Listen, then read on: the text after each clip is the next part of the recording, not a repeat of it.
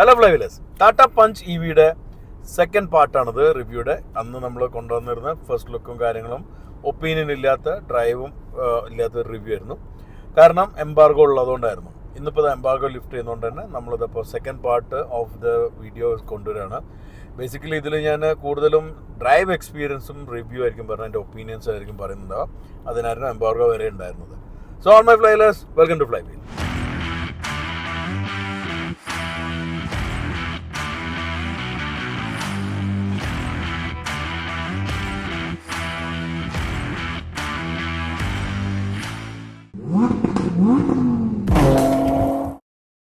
First video കാണാത്തവർ first video കണ്ടാൽ ഇതിൻ്റെ ഡിസൈനിനെ കുറിച്ചിട്ടും അതേപോലെ തന്നെ ബേസിക് ആയിട്ടുള്ള എല്ലാ കാര്യങ്ങളെ കുറിച്ചിട്ടും ഞാൻ ഷെയർ ചെയ്തിട്ടുണ്ട്. ഇന്ന് ഈ വീഡിയോയിൽ ഞാൻ ഷെയർ ചെയ്യുന്ന ആ ഡിസൈൻ്റെ എല്ലാം തന്നെ എൻ്റെ ഒരു ഒപ്പീനിയൻ, അതേപോലെ തന്നെ നമുക്ക് ഇൻറ്റീരിയറിലും ഫീച്ചേഴ്സിലുള്ള ഒപ്പീനിയൻ, ഇതിൻ്റെ പുറമെ നമുക്ക് ഡ്രൈവ് എക്സ്പീരിയൻസുള്ള ഒപ്പീനിയൻ. നമ്മൾ ഡ്രൈവ് എക്സ്പീരിയൻസ് പറയുമ്പം വെറും ഓൺ റോഡ് ഡ്രൈവ് മാത്രമല്ല, ഓഫ് റോഡ് ഡ്രൈവും ചെയ്തിട്ടുണ്ട്. അതിന് ഇവരൊരു കോഴ്സ് സെറ്റ് ചെയ്തിട്ടുണ്ടായിരുന്നു. ഞാൻ രാവിലെ തന്നെ അത് പോയിട്ട് അവിടെ തീർത്തു. കാരണം നല്ല വെയിലാണ് ആവുന്നത്. രാവിലെ തണുപ്പാണെങ്കിലും വെയിലായി കഴിഞ്ഞാൽ ഫുള്ളും നമ്മൾ ടാൻ ആവും. അപ്പോൾ അതിൻ്റെ ആ ചൂട് കൊള്ളുന്നതിൻ്റെ മുന്നേ ഞാനത് തീർത്തു. അപ്പോൾ അത് കഴിഞ്ഞ് വരികയാണ്, അതിനെക്കുറിച്ച് ഞാൻ പറയാം. അപ്പോൾ നമ്മൾ ഓടിക്കുന്ന മോഡൽ എന്ന് പറഞ്ഞാൽ ലോങ് റേഞ്ച് ആയിട്ടുള്ള മോഡലാണ് LR എന്ന് പറയുന്നത്. ഇതാണ് ഫുള്ള് ഡ്രൈവിനുള്ളത്. അത് ഞാൻ കഴിഞ്ഞ തവണ പറഞ്ഞിട്ടുണ്ടായിരുന്നു. കുറേ ഒപ്പീനിയൻസ് നമുക്ക് ഷെയർ ചെയ്യാനുള്ളതുണ്ട്. ഫസ്റ്റ് ഓഫ് ഓൾ ലുക്സിൻ്റെ ഒപ്പീനിയൻ പറയുകയാണെങ്കിൽ, ലുക്ക് വൈസ് അടിപൊളി തന്നെയാണ് എൻ്റെ അഭിപ്രായത്തിൽ. നിങ്ങൾക്ക് അങ്ങനെ തോന്നി എന്നുള്ളത് കമൻറ്റ് അറിയിക്കണം. ഫ്രണ്ടാണ് മെയിനായിട്ട് മാറില്ല. ഫ്രണ്ടിൻ്റെ മാറ്റം എന്ന് പറയുന്നത് ആ ഒരു EV ഫാമിലി ഐഡൻറ്റിറ്റിയിലേക്ക് അത് കൊണ്ടുവരാൻ സാധിച്ചിട്ടുണ്ട്. അതൊരു വലിയൊരു എലമെൻ്റാണ്. കാരണം നമ്മളിപ്പം വലിയൊരു ഫേസ് ലിഫ്റ്റ് എല്ലാത്തിനും വണ്ടി പുതുതായിട്ട് തോന്നിക്കുന്ന ഒരു കാര്യമാണ് അവർ ചെയ്തത്. ഒരു പ്രത്യേകിച്ച് .EVയിൽ ഒരു ഇലക്ട്രിക് വേർഷൻ കൊണ്ടുവന്നപ്പോഴേക്ക് അതിന് വേറത്തെ ഒരു ഐഡൻറ്റിറ്റി ക്രിയേറ്റ് ചെയ്യാൻ പറ്റി. മേ ബി നമ്മളിപ്പോൾ നെക്സോണിൽ കണ്ട പോലെ തന്നെ ഫേസ് ലിഫ്റ്റിൽ ഇതേപോലെ തന്നെ മറ്റേതും ആക്കി കഴിഞ്ഞാൽ ഒരേപോലെ ഉണ്ടാവും. പക്ഷേ ആ ഒരു ഒരേപോലുള്ള look I think it's good. Full family ഐഡൻറ്റിറ്റിയിലേക്ക് ഒരു കൊണ്ടുവരാൻ സാധിച്ചിട്ടുണ്ട്. It's a good element actually. ഫ്രണ്ടിൽ വന്നിരിക്കുന്ന ചാർജിങ് സോക്കറ്റ്, അത് നമുക്ക് നോർമൽ കേസസ് ഫൈൻ. നമ്മൾ പാർക്ക് ചെയ്യുമ്പോൾ നമുക്ക് പാർക്ക് ചെയ്ത് കുത്തി വെക്കാനെല്ലാം എളുപ്പമാണ്. അത് തന്നെ നല്ല നീറ്റായിട്ട് അത് ഇൻ്റഗ്രേറ്റ് ചെയ്തു. വേറെ സൈഡിലും മറ്റൊന്നും തന്നെ സ്പേസ് കളയാതെ ഫ്രണ്ടിലെല്ലാം വെച്ച് പല ഇൻ്റർനാഷണൽ മോഡലും. ഞാൻ ഫസ്റ്റ് ഇത് കണ്ടിരുന്ന നിസാൻ ലീഫിലായിരുന്നു. അതിലെല്ലാം ഉള്ള പോലെ തന്നെയുള്ള ഡ്രോബാക്ക് എന്ന് വെച്ചാൽ നമ്മൾ പാർക്ക് ചെയ്യുമ്പോൾ നമുക്ക് പിന്നിലേക്കാക്കി പാർക്ക് ചെയ്യാൻ പറ്റാത്ത സാഹചര്യം. ഇപ്പോൾ നമ്മൾ വണ്ടിയിൽ ഇരുന്ന് ചാർജ് ചെയ്യുമ്പോൾ നമ്മൾ എന്താണോ വാൾ ആയിരിക്കും നമുക്ക് ഫേസ് ചെയ്യേണ്ടി വരും. പുറം ലോകം കാണാൻ പറ്റുന്നൊരു രീതിയിലെല്ലാം ഉണ്ടാവുക. ഇതിൽ തന്നെ ആർക്കേഡ് എന്ന് പറഞ്ഞിട്ടുള്ള ഒരു ആപ്പ് ഉണ്ട്. അതിലൂടെ നമുക്ക് വീഡിയോയും കാര്യമെല്ലാം കണ്ട് എൻഗേജ്ഡ് ആയിട്ട് ഇരിക്കാൻ പറ്റും. എന്നാലും നമ്മൾ അതിലെല്ലാം വീണ്ടും നമ്മൾ എൻഫർടൈൻമെൻറ്റിനോടും മറ്റൊന്നും അഡിക്റ്റഡ് ആവും എന്നുള്ളതുണ്ട്. അപ്പോൾ എനിക്കത് ബാക്കിലോ അല്ലെങ്കിൽ സൈഡിലോ എല്ലാവരും നമ്മൾ പിന്നിലേക്ക് പാർക്ക് ചെയ്ത് കഴിഞ്ഞാൽ എനിക്ക് ഇഷ്ടമുള്ള സംഗതി റോഡും ആളുകൾ പോകുന്നതെല്ലാം കണ്ടിരിക്കുന്നതായിരിക്കും. അപ്പം അങ്ങനെയുള്ളൊരു നെഗറ്റീവ് ഡ്രോബാക്ക് എനിക്ക് തോന്നിയിട്ടുണ്ട്. അതർവൈസ് ഡിസൈൻ വൈസ് എല്ലാം തന്നെ പെർഫെക്റ്റ് ആണ്. ഫിറ്റ് ആൻഡ് ഫിനിഷും നല്ല ഉഷാറായിട്ടുണ്ട്. അതെല്ലാം ഇപ്പോൾ ഭയങ്കര ഇമ്പ്രൂവ്ഡ് ആ ടാറ്റയിൽ. ഇൻറ്റീരിയറിലേക്ക് എത്തിക്കഴിഞ്ഞാലും വളരെ ഫങ്ഷണൽ ആയിട്ടുള്ളൊരു ഇൻറ്റീരിയറാണ്. ടാറ്റൻ്റെ പുതിയ ഐഡൻറ്റിറ്റിയിൽ സ്റ്റിയറിംഗ് വന്നത് ഇറ്റ്സ് ഗുഡ്. ബട്ട് പെട്ടെന്ന് നമുക്ക് ഇതിൻ്റെ മേലെ കൈയിൻ്റെ സ്റ്റെയിൻസ് ആവാനുള്ള ചാൻസ് ഉണ്ട്. അത് മാത്രമേ ഒരു ഡ്രോബാക്ക് ആയിട്ടുള്ളൂ. പിന്നെ ഈ വൈറ്റിഷ് ആയിട്ടുള്ള ഫിനിഷ്, അതിൻ്റെ ഒരു എന്താ പറയുക പ്രാക്ടിക്കൽ ഡിഫിക്കൽട്ടി, പെട്ടെന്ന് അഴുക്കാവുന്നില്ല. അതും നമ്മളൊന്ന് ശ്രദ്ധിക്കേണ്ടി വരും. It depends on the people. Some people like ചില ആളുകൾക്കെല്ലാം തന്നെ പെട്ടെന്ന് കയ്യിൽ അഴുക്കാവുന്ന ജോലിയും കാര്യങ്ങളെല്ലാം ആയിരിക്കണം. അങ്ങനത്തെ കേസിലാണ് കൂടുതൽ ശ്രദ്ധിക്കേണ്ടത്. നോർമലി നമ്മളൊരു ഓഫീസ് ടു ഓഫീസ് വർക്കുള്ളവർക്ക് അത്ര പ്രശ്നം ഉണ്ടാവില്ല. പിന്നെ ഇൻഫർടൈൻമെൻറ്റ് സിസ്റ്റം വളരെ ഉഷാറായിട്ടുണ്ട്. ടാറ്റ അത് കുറച്ച് ഇമ്പ്രൂവ്ഡ് തന്നെയാണ്. ചില കോമ്പറ്റീറ്റേഴ്സ് വെച്ച് നോക്കുകയാണ്. ഇപ്പോൾ നമുക്ക് പലപ്പോഴും മഹീന്ദ്രയിലെല്ലാം ഡ്രൈവിന് വരുമ്പോൾ തന്നെ അവർ വെറും ഇൻഫർടൈൻമെൻറ്റ് റിവ്യൂ എഴുതും, ഗ്ലിച്ചസ് ഉണ്ട്, തീർത്തിട്ടില്ല എന്നുള്ള പറയും. അപ്പോൾ അതൊന്നും ടാറ്റ പറയുന്നില്ല. അതെല്ലാം തന്നെ നല്ലോണം ഫങ്ഷണൽ ആയിട്ടുണ്ട്. അതുപോലെ തന്നെ സൗണ്ട് സിസ്റ്റം നല്ലതാണ്. ഇതിൽ വന്നിരിക്കുന്ന ഈ പറഞ്ഞ പോലെ Z Connect എന്നുള്ള ആപ്പിലൂടെയും നമുക്കിത് കണക്ട് ചെയ്യാൻ പറ്റും. പിന്നെ ഈ ആർക്കേഡിൽ ഉള്ള നമുക്ക് വീഡിയോ കാണുമ്പോൾ അത്യാവശ്യം സൗണ്ട് ക്വാളിറ്റി എല്ലാം ഫീൽ ചെയ്തിട്ട് കാണാൻ പറ്റുന്നുണ്ട്. ഇതിലൊന്നും ഒരുപാട് ചാർജ് പോകുന്ന ആരും പേടിക്കേണ്ട. നമ്മളിപ്പം വണ്ടി നിർത്തിയിട്ട് ഇത് കാണുമ്പം ഒരുപാട് ചാർജ് ഡ്രോപ്പ് ആവുമെന്ന് വിചാരിക്കുന്ന, കാരണം ഇതൊരു ചെറിയ മൈനർ ചാർജ് വരുന്നുള്ളൂ. AC യൂസ് ചെയ്ത് കണ്ടുകൊണ്ടിരിക്കുമ്പോൾ കുറച്ചൊന്ന് ACയുടെ ചാർജ് കുറയുന്നുള്ളൂ. അതർവൈസ് ഈ ഒരു ഇൻഫർടൈൻമെൻറ്റ് യൂസ് ചെയ്യുന്നതുകൊണ്ട് ചാർജ് കുറയുമെന്ന് പലരും എന്നോട് ചോദിച്ചിട്ടുണ്ട്. ഇല്ല, അത്രയ്ക്കൊന്നും കുറയില്ല. Don't worry about that. പിന്നെ രണ്ട് മോട്ടോ വേരിയൻസ് ഉള്ള രണ്ട് ബാറ്ററി പാക്ക് ഉള്ളത്. ഒന്ന് 25 kWh ബാറ്ററി, ഒന്ന് 35 kWh ബാറ്ററി. ഇപ്പോൾ നമ്മൾ ഓടിക്കുന്നത് 35 kWh ബാറ്ററിയാണ്. ഇതിൽ വരുന്ന മോട്ടറിൻ്റെ ഔട്ട്പുട്ട് വരുന്ന 122 HP അതുപോലെ തന്നെ 173 Nm ടോക്കുമാണ്. എന്നാൽ കുറഞ്ഞ വേർഷനിൽ വന്നത് 82 HP അതുപോലെ തന്നെ 110 Nm ടോർക്കുമാണ്. ഈ ഒരു മോഡലിൻ്റെ റേഞ്ച് എന്ന് പറഞ്ഞാൽ 415 km ആണ് ഫുൾ റേഞ്ചിൽ പറയുന്ന ക്ലെയിം ചെയ്യുന്നത്.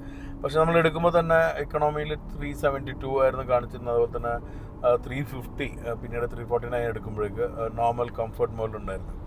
അപ്പം നമ്മൾ പ്രാക്ടിക്കലി എന്തായാലും ആ റേഞ്ചിലായിരിക്കും നമുക്ക് കിട്ടുന്നുണ്ടാവാം. ഫുൾ ടെസ്റ്റ് കണ്ടീഷനിലായിരിക്കും ഈ 450 എന്ന് പറയുന്നത്. എന്തായാലും ലോങ് റേഞ്ചും അതുപോലെ ഷോർട്ട് റേഞ്ച് രണ്ട് ഓപ്ഷൻ ടാറ്റ കൊടുത്തത് നല്ലൊരു ഐഡിയ ആണ്. അത് ഇതിൽ മാത്രമല്ല ഉള്ളത്, നമുക്കറിയാം.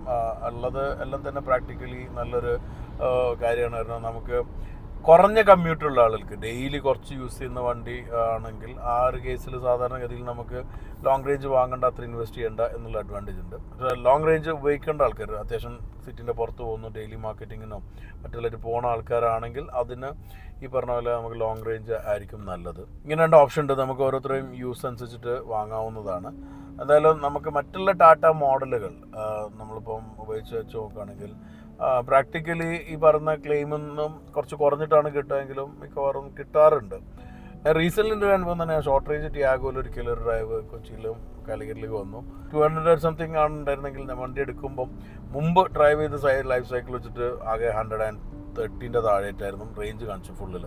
ബട്ട് ഞാൻ ഓടിച്ചു തുടങ്ങി, എൻ്റെ ഡ്രൈവിംഗ് സ്റ്റൈലിലേക്ക് വന്നപ്പോഴേക്കും അത് റേഞ്ച് കൂടി 167 170 എത്തി കുറച്ച് ഡ്രൈവ് ചെയ്ത് കഴിഞ്ഞപ്പോൾ.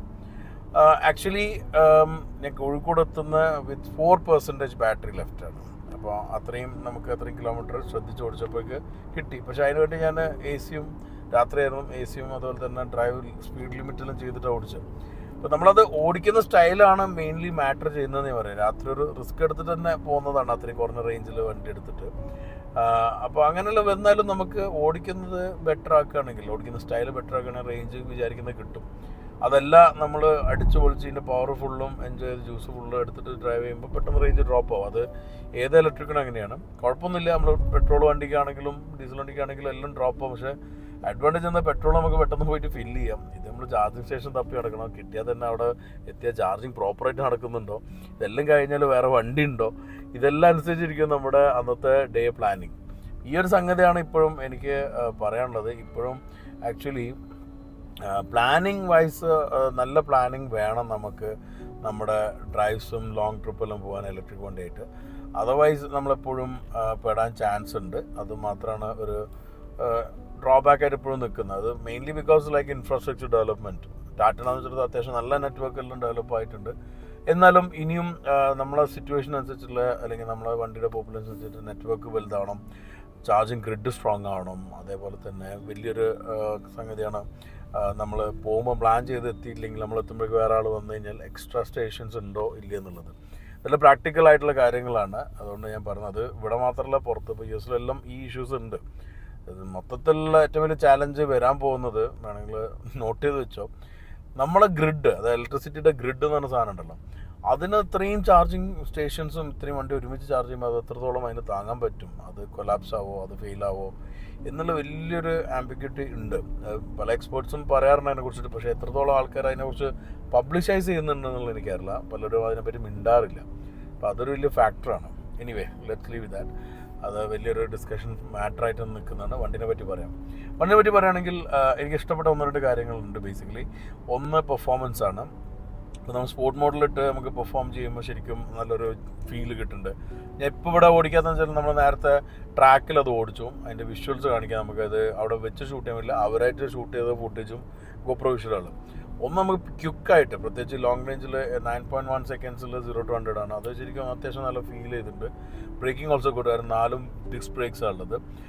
പിന്നെ റീക്യൂബറേഷൻ്റെ ആ ബ്രേക്കിംഗ് ആണെങ്കിലും അത്യാവശ്യം എഫക്റ്റീവ്. ഞാൻ അത് വിടുമ്പോൾ തന്നെ റീക്യൂബറേറ്റ് ആവുന്നുണ്ട്. അപ്പോൾ ഇങ്ങനത്തെ കാര്യങ്ങളെല്ലാം തന്നെ നല്ല ഡ്രൈവിംഗ് ഫീൽ വെച്ച് അടിപൊളിയായിട്ടാണ് നിൽക്കുന്നത്. ഞാൻ ഫസ്റ്റ് നമ്മുടെ ഓഫ് റോഡ് എക്സ്പീരിയൻസ് ഷെയർ ആണെങ്കിൽ, ഓഫ് റോഡിൽ നമുക്ക് കുറച്ച് ഒബ്സ്റ്റക്കിൾസ് വെച്ചിരുന്നു. അതിൽ സാധാരണ നമ്മൾ ഒരു ഏർബൻ ഓഫ് റോഡ് എന്നാണ് പറഞ്ഞത്. ബേസിക്കലി നമ്മളൊരു സിറ്റിയിൽ ഉപയോഗിക്കുന്ന ആൾക്ക് എൻകൗണ്ടർ ചെയ്യാവുന്ന ഒബ്സ്റ്റക്കിൾസിലായിരിക്കും. ഇപ്പോൾ റോഡ് വർക്ക് നടക്കുന്നുണ്ട്, അപ്പം അത്യാവശ്യം വലിയൊരു ഹമ്പ് കയറി ഇറങ്ങുക, അല്ലെങ്കിൽ ചിലപ്പം സ്ലാബ് കയറി ഇറങ്ങുന്ന സിറ്റുവേഷൻ, അതുപോലെ തന്നെ വലിയ പോട്ട് ഹോൾസ് ഉണ്ടാകുമ്പോൾ ഇങ്ങനത്തെ കാര്യങ്ങളെല്ലാം ഉണ്ടായിരുന്നു. അതെല്ലാം പ്രാക്ടിക്കലായിട്ടുള്ള ചെറിയ സൈഡ് വേസ് ഇതെല്ലാം കൊടുത്തിട്ടുണ്ട്. പക്ഷെ എനിക്ക് ഇൻട്രസ്റ്റിംഗ് ആയി തോന്നിയ 3 ഉണ്ടാവും. ഒന്ന് സ്റ്റെപ്പ് ക്ലൈമ്പിങ് ശരിക്കും പറഞ്ഞാൽ ഏത് വണ്ടിയിലും ഫോർ വീലർ തന്നെ വേണമെന്നില്ല. അത്യാവശ്യം മൊമെൻറ്റം കീപ്പ് ചെയ്ത് ഓടിക്കാൻ പറ്റുവാണെങ്കിൽ അത്യാവശ്യം നല്ല സ്റ്റെപ്പ് ക്ലൈമ്പിങ് ചെയ്യാൻ പറ്റും. നമുക്കിവിടെ നിന്ന് ചെയ്യുമ്പം തന്നെ അധികം വീൽ സ്പെൻ ഒന്നും ഇല്ലാതെ കൺട്രോൾ ത്രോട്ടിൽ ചെയ്യാൻ പറ്റി എന്നുള്ളൊരു കാര്യമാണ് എനിക്ക് അഡ്വാൻറ്റേജ് തോന്നുന്നത്. പിന്നെ നമുക്ക് ഹിൽ ഹോൾഡ് അസിസ്റ്റ് ഉണ്ട്, 4 ഡിസ്ക് ബ്രേക്ക് വരുന്നുണ്ട്. അതുപോലെ തന്നെ ഹിൽ ഡീസൻറ്റ് കൺട്രോളും ഉണ്ട്. അതായത് നമുക്ക് ബ്രേക്ക് ഉപയോഗിക്കാതെ തന്നെ വണ്ടി സെൽഫ് ബ്രേക്ക് ചെയ്തിട്ട് ഇറങ്ങുന്നത്, അത് ഇൻട്രസ്റ്റിംഗ് ആയിരുന്നു. അത്യാവശ്യം നല്ല പെർഫെക്റ്റ്ലി വർക്ക് ചെയ്തിട്ടുണ്ട്. പിന്നെ നമ്മളൊരു ഡിച്ചിൽ ഇറങ്ങി കയറി, സാധാരണഗതിയിൽ ആരും പെട്ടെന്ന് ചെയ്യുന്നില്ല urban ഓഫ് റോഡ് എന്ന് പറഞ്ഞാൽ, പക്ഷേ ഇതിന് കേപ്പബിൾ ആവേണ്ട ഒരു കാണിച്ചാണ്. അതും അത്യാവശ്യം നല്ല കേപ്പബിൾ ആയിട്ട് ചെയ്തു. മൂന്നാമത്തെ വാട്ടർ വേഡിങ് ആയിരുന്നു, 35 സെൻറ്റിമീറ്റർ വാട്ടർ വേഡിങ്. അതൊരു ഒരടിൻ്റെ മേലുള്ള വെള്ളത്തിലൂടെ പോയി. ഇതൊരു ഓഫ് റോഡറോ അല്ലെങ്കിൽ SUV എന്നെല്ലാം പഠിച്ചാൽ തന്നെ ഒരു പ്രോപ്പർ ഓഫ് റോഡറൊന്നും അല്ലെങ്കിലും നമ്മുടെ നാട്ടിൽ മഴ പെയ്താൽ ഉണ്ടാവുന്ന വെള്ളം കയറാവുന്ന ഒരു ലെവൽ അല്ലാണത്. അതിനെക്കാട്ട് കയറും, പക്ഷേ ആ ഒരു ലെവലിൽ ഇത് സേഫാണ്. പലർക്കുള്ള വലിയൊരു ഡൗട്ടാണ് ഇലക്ട്രിക്കും അതുപോലെ തന്നെ വെള്ളവും. ഇതെല്ലാം പഞ്ച് ഓഫ് റോഡ് ഡ്രൈവെല്ലാം പഞ്ച് ഐസിലും കാണിച്ചിട്ടുണ്ടെങ്കിലും ഈ ഒരു സംഗതി ഇതിൽ റിലവൻ്റാണ്. ഈ വെള്ളത്തിലൂടെ പോകാനുള്ള വാട്ടർ വേഡിങ്. അപ്പോൾ അത് അത്യാവശ്യം ഡീസൻ്റ് ആയിട്ട് തന്നെ ചെയ്തിട്ടുണ്ട്. അപ്പോൾ ഇതും നല്ലൊരു ഫാക്ടറായി തോന്നി. പിന്നെ നമ്മൾ സ്ലാലും കാര്യമെല്ലാം ചെയ്യുമ്പോൾ അത്യാവശ്യം നല്ല റോഡ് ഹോൾഡിംഗ് ഉണ്ടെന്ന് മനസ്സിലായി. സസ്പെൻഷൻസ് വെൽ ട്യൂൺഡ്, നല്ല സ്റ്റിയറിംഗ് ആണ്, സ്റ്റിയറിംഗ് ഇസ് ഓൾസോ എഫക്റ്റീവ്. ഇതെല്ലാം നമുക്ക് ഇപ്പോൾ റോഡിൽ ഓടിക്കുമ്പോഴും അനുഭവിക്കാൻ പറ്റി. എനിക്ക് മറ്റൊരു കാര്യം റോഡിൽ ഉപയോഗിക്കുമ്പം ഫീൽ ചെയ്ത് സസ്പെൻഷൻ്റെ റിഫൈൻമെൻ്റ് ആണ്. നല്ല റിഫൈൻഡ് ആയിട്ടുള്ള സസ്പെൻഷനാണ്. മൊത്തത്തിൽ ഇത്രയും ക്വയറ്റ് വണ്ടി ആകുമ്പം റോഡ് നോയ്സും വിൻഡ് നോയ്സും ഭയങ്കരമായിട്ട് ശ്രദ്ധിച്ചിട്ടില്ലെങ്കിൽ വണ്ടിയുടെ ഉള്ളിൽ ശരിക്കും അറിയാൻ പറ്റും. കാരണം എഞ്ചിൻ്റെ സൗണ്ട് ആബ്സെൻ്റ് അവിടെ. അപ്പോൾ അങ്ങനെ നോക്കുകയാണെങ്കിൽ നല്ല രീതിയിൽ അക്വസ്റ്റിക്സ് ചെയ്തിട്ടുണ്ട്. എയറോസും നല്ലോണം ചെയ്തുകൊണ്ടായിരിക്കണം അത്യാവശ്യം വിൻഡ് നോയ്സും കട്ട് ചെയ്തിട്ട് പോയിട്ടുണ്ട്. ഇതെല്ലാം നീറ്റ്ലി ചെയ്തിട്ടുണ്ട്. So basically 2 type of power train ആണ് ഇതിലുള്ള. പവർ ട്രെയിൻ എന്ന് പറയുമ്പം ബേസിക്കലി പവർ ട്രെയിൻ കോൺസെപ്റ്റിലൊന്ന് തന്നെ ബാറ്ററി അതുപോലെ തന്നെ ഇലക്ട്രിക് മോട്ടർ എന്ന് തന്നെ. പക്ഷേ 2 ടൈപ്പ് ബാറ്ററിയാണ്. അപ്പോൾ അതൊന്ന് സ്റ്റാൻഡേർഡ് റേഞ്ചും ഒന്ന് ലോങ് റേഞ്ചാണ്.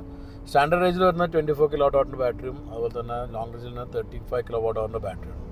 ഷോർട്ട് റേഞ്ചിൽ വരുന്ന പവറും വ്യത്യാസമുണ്ട്. 82 HP 140 Nm ടോർക്കുമാണ്. ലോങ് റേഞ്ചിന് ഏകദേശം 122 HP പവറും അതുപോലെ തന്നെ 190 Nm ടോർക്കുണ്ട്. ലോങ് റേഞ്ചിന് 431 ആണ് റേഞ്ച് ക്ലെയിം ചെയ്യുന്നത്. അത് 315 ആണ് സ്റ്റാൻഡേർഡിൻ്റെ റേഞ്ച് ക്ലെയിം ചെയ്യുന്നത്. 0 to 100 അതേമാതിരി ഇപ്പം നമ്മൾ ഓടിക്കുന്ന ഈ ഒരു വേരിയൻറ്റ് അത് ലോങ് റേഞ്ച് 9.5 seconds ആണ്. ഇതാണ് നമ്മുടെ സ്പെസിഫിക്കേഷൻ വരുന്നത്. പിന്നെ 2 ഫീച്ചർ ആക്ച്വലി എനിക്ക് അനോയിങ് ആയി തോന്നിയിട്ടുള്ളൂ. ഒന്ന്, ഈ ഇൻഡിക്കേറ്റർ ഇടുമ്പോൾ ഇവിടെ സ്ക്രീനിൽ വരുന്ന നല്ല ഫീച്ചറാണ് പലർക്കും, പക്ഷെ അത് എനിക്കെന്താ അറിയില്ല, അഡാസിൻ്റെ ഭാഗമായിട്ട് പല വണ്ടിയിലും കാണുന്നു, എനിക്കത് അങ്ങോട്ട് ഫുള്ളി ആക്സെപ്റ്റ് ആയിട്ടില്ല. കാരണം ഒന്നാ ചെറിയ ഡിലേ ഞാൻ പറഞ്ഞിട്ടുണ്ട്. നമ്മൾ മിററിൽ കാണുന്ന അത്രയും സ്പീഡിൽ അപ്പോൾ നമ്മൾ ഇട്ട് വെച്ച് കഴിഞ്ഞാൽ നമുക്ക് ആ വണ്ടിയിൽ കാണുന്നില്ലേ, വണ്ടിൻ്റെ ഒരു മൂവ്മെൻറ്റും ആ ഇതിൽ കാണുന്ന അത്രയും കറക്റ്റല്ല ഇതിലുള്ള. പിന്നെ ഇത് കുറേ കൂടി റോഡ് സെൻട്രിക്കാണ് ഈ ഒരു വണ്ടിയിലുള്ളത്. ഇപ്പം കുറച്ച് റോഡിൽ നമ്മൾ ഈ ഒരു കേർവിൽ എടുക്കുമ്പോഴുള്ള ആ ഒരു 360 വേണ്ടിയുള്ള രീതി. അപ്പോൾ അത് ഇവിടെ ഓൺ ആകുമ്പോൾ നമ്മുടെ ആ ഒരു കാൽക്കുലേഷൻ കറക്റ്റ് ആവുന്നില്ല എന്നുണ്ട്. അതേപോലെ തന്നെ ഈ ബീപ്പ് ഉണ്ടല്ലോ, മണിയടി, അതിൻ്റെ റിതം തീരെ കറക്റ്റല്ല. ചിലപ്പോൾ ടിങ് ടിങ് ടീങ് ടിങ് ടിങ് ടിങ് ടിങ് എന്നിട്ട് ഒരു കറക്റ്റില്ലാത്ത റിതത്തിലാണ് പോകുന്നത്. അതൊരു ഇൻഡിക്കേറ്റർ ഓൺ ചെയ്യുമ്പോൾ ഭയങ്കര അനോയിങ് ആയി തോന്നുന്നുണ്ട്. പിന്നെയുള്ള സസ്പെൻഷൻ്റെ ഡാമ്പിംഗ് ആണ്. ഡാമ്പിംഗ് ഇപ്പോൾ അത്യാവശ്യം നമ്മൾ മോശമായ സ്ഥലത്തും പോയി ഈ പറഞ്ഞ റോഡിലുള്ള പൊട്ടുപൊളിവ്, ചെറിയ ഈ മറ്റേ റബ്ബർ സ്ട്രിപ്സ്, ഇതെല്ലാം വരുമ്പോഴും നമുക്ക് അത്യാവശ്യം നല്ല ഫീലാണ് ലഭിച്ചിട്ടുള്ളത്. ഇതെല്ലാം തന്നെ ഒരു പോസിറ്റീവായിട്ട് എനിക്ക് ഫീൽ ചെയ്തിട്ടുള്ളത്. പിന്നെ Z Connect എന്ന് പറഞ്ഞൊരു ആപ്പ് ഉണ്ട്, അതിലൂടെ നമുക്ക് ജിയോ ഫെൻസിങ്ങും കാര്യമെല്ലാം ചെയ്യാൻ പറ്റും. അത് വേറെ തന്നെ ഒരു ഫീച്ചർ തന്നെയാണ്. ഞാൻ അതിനെ കൂടുതൽ എക്സ്പ്ലെയിൻ ചെയ്യുന്നില്ല ഇപ്പം. പക്ഷേ നമുക്ക് പേഴ്സണലൈസ് ചെയ്തിട്ടുള്ള കുറേ കാര്യം, കാർ ലോക്ക് ചെയ്യുക, അൺലോക്ക് ചെയ്യുക, ജിയോ ഫെൻസിങ് ചെയ്യാം, വണ്ടി ആരെങ്കിലും കൊണ്ടുവന്ന് ഇത്ര വരെ ദൂരം പോകാൻ പാടുള്ളൂ എന്ന് വെക്കാം. നമ്മളതുപോലെ തന്നെ ഡ്രൈവിങ്ങിൻ്റെ നേച്ചർ അനുസരിച്ച് എത്രത്തോളം കൺസ്യൂം ചെയ്ത് ചാർജിങ് ഇങ്ങനെ നിൽക്കുന്നു, ഇതെല്ലാം നമുക്ക് ചെയ്യാൻ പറ്റും. അതുപോലെ തന്നെ മാപ്പ് നമ്മൾ ആ ഒരു മാപ്പിൽ ഉപയോഗിക്കുകയാണെങ്കിൽ, കാന്തിൻ്റെ മാപ്പോ അല്ല Z Connect മാപ്പിൽ ഉപയോഗിക്കുകയാണെങ്കിൽ അതിവിടെ ഡിസ്പ്ലേയിൽ വരും. പക്ഷെ അങ്ങനത്തെ കുറേ ഫീച്ചേഴ്സ് എല്ലാം Z Connect വരുന്നുണ്ട്. അത് കുറേ കൂടി യൂസർ എക്സ്പീരിയൻസിൽ എന്ന് പറയുന്ന കാര്യങ്ങളാണ്. അപ്പം ഒരു റിവ്യൂ എന്ന രീതിയിൽ ആപ്പെല്ലാം പെർഫെക്റ്റ്ലി വർക്ക് ചെയ്യുന്നുണ്ട്. യൂസർ എക്സ്പീരിയൻസ് നമുക്ക് കുറച്ചൊന്ന് യൂസ് ചെയ്തിട്ട് തന്നെ അതിനെക്കുറിച്ചിട്ട് റിവ്യൂ ചെയ്യുന്നതൊക്കെ നല്ല. ബട്ട് എനിക്ക് ഇനിയുള്ള ഒരു കാര്യം എന്ന് പറഞ്ഞു കഴിഞ്ഞാൽ മൊത്തത്തിലുള്ള ടാറ്റ ആസ് എ ബ്രാൻഡ് നമ്മൾ കാണുന്ന ഒരു കാര്യം, അതിൽ ഇമ്പ്രൂവ്മെൻറ്റ് വരണമെന്ന് ആഗ്രഹിക്കുന്ന ഒന്ന് ആഫ്റ്റർ സെയിൽസിലാണ്. അത് പറയാൻ കാരണം വെച്ചാൽ ടാറ്റ ഐസ് കാർസിൽ കുറേ ഇഷ്യൂസ് പലപ്പോഴും കണ്ടിട്ടുണ്ട്, മെക്കാനിക്കലായിട്ടുള്ളതും ഇലക്ട്രോണിക്കലായിട്ടുള്ള. പക്ഷേ ഇത് എനിക്ക് തോന്നുന്നു ഐസിനേക്കാളും EVയിൽ ഇമ്പ്രൂവ് ചെയ്തിട്ടുണ്ടോ എന്നുള്ളതാണ് എനിക്ക് ഒരു ചോദ്യമായിട്ട് നിൽക്കുന്നത്. എനിക്ക് പേഴ്സണലി തോന്നിയിട്ടുള്ളത് EVയിൽ കുറച്ചുകൂടി ഇമ്പ്രൂവ്മെൻറ്റ് ഉള്ളത് പോലെയാണ്. മെക്കാനിക്കൽ സൈഡ് എന്ന് പറഞ്ഞാൽ ഒരുപാട് ഇലക്ട്രോണിക്സിലൊന്നും വലിയ ഇഷ്യൂസൊന്നും വല്ലാണ്ട് റിപ്പോർട്ട് ചെയ്തിട്ടില്ല. അതേപോലെ തന്നെയാണ് ഇതിൻ്റെ ബാക്കി ഡ്രൈവ് ട്രെയിൻ എന്നുള്ള രീതിയിൽ എൻജിൻ ഗിയർ ബോക്സ് അങ്ങനത്തെ സംഭവമൊന്നും ഇല്ലാത്തതും ഉള്ള മോട്ടറും ബാറ്ററിയും വർക്ക് ചെയ്യുന്നതും വളരെ പെർഫെക്റ്റ്ലി ആണെന്നുള്ളതാണ് ഫീഡ്ബാക്സ് ഉള്ളത്. അപ്പം അത് വലിയൊരു ഫാക്ടറാണ് നമ്മളെപ്പോഴും ഒരു ക്വസ്റ്റ്യൻസ് ആയിട്ട് നിൽക്കാറുള്ളത്. അല്ലെങ്കിൽ പലരും നമ്മൾ എക്സ്പീരിയൻസ് വെച്ച് നോക്കുകയാണെങ്കിൽ ആഫ്റ്റർ സെയിൽസിൽ ടാറ്റയിലൊരു ഇമ്പ്രൂവ്മെൻറ്റ് വേണം എന്നായിരുന്നു പറയാറുള്ളത്. ആ ഇമ്പ്രൂവ്മെൻറ്റ് EVയിലൂടെ അവർ കൊണ്ടുവരാൻ ശ്രമിക്കുന്നതായിട്ട് എനിക്ക് തോന്നുന്നുണ്ട്. ബട്ട് അഗെയിൻ സെറ്റ് ദാറ്റ് പലർക്കും പല എക്സ്പീരിയൻസ് ഉണ്ടാവും. അപ്പോൾ ആ എക്സ്പീരിയൻസ് നമുക്ക് കമൻറ്റിലൂടെ പറയുകയാണെങ്കിൽ നമുക്ക് അറിയാൻ പറ്റും. എനിക്ക് പേഴ്സണലി ഐസിനേക്കാളും EVയിൽ കംപ്ലയിൻറ്റ്സ് കുറഞ്ഞായിട്ട് ഫീൽ ഉള്ളത്. അപ്പോൾ അത് ഒരു വേറെ തന്നെ വേർട്ടിക്കലാണ്. ഇപ്പം അവരുടെ ടീം തന്നെ സെപ്പറേറ്റ് ആണ്. അത് ഇമ്പ്രൂവ് ചെയ്യുന്നുണ്ടെങ്കിൽ അത് ഇപ്പുറത്തേക്കും കൊണ്ടുവരണം എന്നുള്ള ഞാൻ പറഞ്ഞത്. EVയിലുണ്ടെങ്കിൽ ഐസിലേക്കും കൊണ്ടുവരാം. EVയിൽ ഏതായാലും പുതിയൊരു സെയിൽസ് നെറ്റ്വർക്ക് അവർ സ്റ്റാർട്ട് ചെയ്തിട്ടുണ്ട്. പുതിയ റീസെൻ്റ്ലി ഒരു ഷോറൂം തുടങ്ങിയിരുന്നു കൊടുക്കാവില്ല. അത് ഞാൻ വീഡിയോ കൊണ്ടുവന്നിരുന്നു. ആ വീഡിയോ നമുക്ക് വേണമെങ്കിൽ കാണാം. അതിൽ പുതിയ ഷോറൂം എങ്ങനെയായിരിക്കും കാണാം ഉണ്ടാവുക എന്നുള്ളതും ഒരു എക്സ്പീരിയൻസ് തന്നെ ഡിഫറെൻ്റ് ആയിട്ടാണ് വെച്ചിരിക്കുന്നത്. കുറച്ചുകൂടി മോഡേൺ ആണ്, കുറച്ചുകൂടി കസ്റ്റമർ ഇൻട്രാക്റ്റീവ് ആയിട്ടാണ്. അത് ഇപ്പുറം കൂടെ വരുവാണെങ്കിൽ ദെൻ വെരി സോർട്ടഡ്. കാരണം ഇന്ത്യയിലെ ഏറ്റവും വലിയ EV മാനുഫാക്ചേഴ്സാണ് ടാറ്റ. മാർക്കറ്റിൻ്റെ ഒരു 70% ടാറ്റ EV തന്നെയാണ് ഉള്ളത്. അപ്പോൾ അത് വലിയൊരു ഫാക്ടറാണ്. അത് അവർക്ക് സ്ട്രോങ് ആയി നിൽക്കാൻ പറ്റും. കേരളം നല്ല സ്ട്രോങ് മാർക്കറ്റാണ്. പക്ഷേ കേരള ആണെങ്കിലും ബാക്കിയുള്ളിടത്താണെങ്കിലും എല്ലാം തന്നെ കസ്റ്റമർ സാറ്റിസ്ഫാക്ഷൻ ആണ് ടാറ്റ കൂടുതൽ ശ്രദ്ധിക്കേണ്ടത്. അത് അവർ ശ്രദ്ധിച്ചു കഴിഞ്ഞാൽ it be sorted. So Tata പഞ്ച്.EV ഇതിൻ്റെ ഒരു ഫസ്റ്റ് ഡ്രൈവ് റിവ്യൂ ഇവിടെ കംപ്ലീറ്റ് 2 പാർട്ടായിട്ടുള്ള ഫസ്റ്റ് ലുക്കും ഡീറ്റെയിൽസും എല്ലാം തന്നെ ഞാൻ ആദ്യത്തെ വീഡിയോയിൽ കൊണ്ടുണ്ട്. അപ്പോൾ അത് മിസ്സവർക്ക് ഇവിടെ ലിങ്ക് ഷെയർ ചെയ്യേണ്ടത് കാണാം. ഇത് എക്സ്പീരിയൻസും ഒപ്പീനിയനും മാത്രമാണ്. അപ്പോൾ അതുകൊണ്ട് ഈ റിവ്യൂ മാത്രം കണ്ടിട്ട് നിങ്ങൾ മറ്റേ മിസ്സായി തോന്നണ്ട. അതെന്തായാലും മുമ്പ് കൊണ്ടുവന്നിട്ട് 2 ദിവസം മുമ്പ് കൊണ്ടുവന്നിട്ടുള്ളത് കാണാൻ പറ്റും. സോ നിങ്ങൾക്ക് ഇതെല്ലാം കണ്ടിട്ട് എന്താണ് ടാറ്റ പഞ്ച് EVയുടെ ഒപ്പീനിയൻ എന്നുള്ളത് കമൻറ്റിലൂടെ അറിയിക്കാം. ലുക്സ് വൈസ് ആണെങ്കിലും ഇയർ എക്സ്പീരിയൻസ് ആണെങ്കിലും എല്ലാം ഷെയർ ചെയ്യാം. എന്തായാലും I was impressed with the car and I liked it.